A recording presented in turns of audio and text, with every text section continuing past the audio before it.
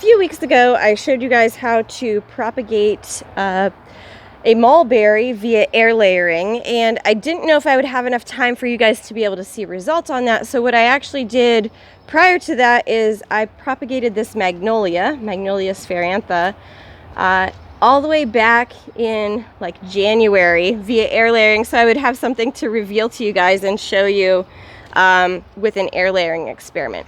So this has been here, let's see, today is May, what day is it today? May 14th, I think, maybe it's May 13th.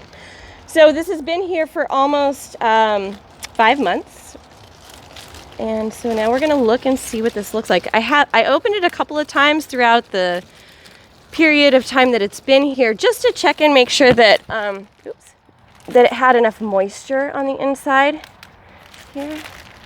And it did, so this is just a nice big peat ball. Let's just unwrap this sucker. See what we got going on here. It looks like I've got some really nice callousing up here. All these little bumpy things here.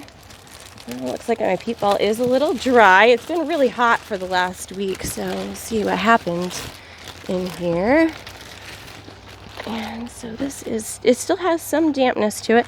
See how it's got all this swollen tissue and all of this cracking here? So this is all just ready to burst out with new roots. So what I'm going to do now is I am going to cut this off and I'm going to put it in a pot in the greenhouse. This is going to get a little stressed out because I've got a lot of top growth that I'm going to have to support, but that means it should push pretty rapidly, and I think I have a nice couple of days coming up that should be a little bit cooler.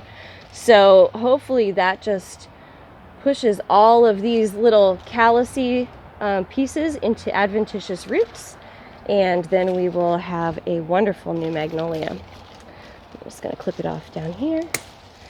So it's been photosynthesizing on the tip. Let's take a look at all that callus. All that callus there. New adventitious roots coming out. Oh, the sun is racing with me. Tried to get this done before the sun would come out so we wouldn't have terrible lighting, and here comes the sun.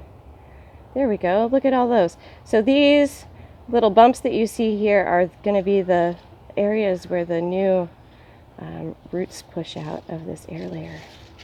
And so now I still have this big plant, this tree here, that's still intact. And then I also have this other tree. Now, let's see. Let me rotate you. Sorry, that looked like it was jarring.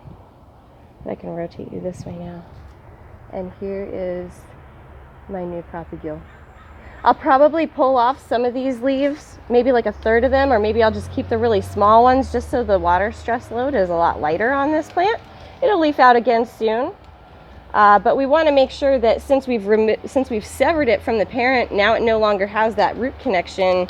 So it's going to have a lot less ability to support all of this top growth. So we'll take most of these off and just keep the little tiny ones that look really nice. All right, so there we go. That was an air layer. Didn't have a huge root ball on it like I kind of wanted to show you guys, but it's probably further along than the mulberry. So there we go.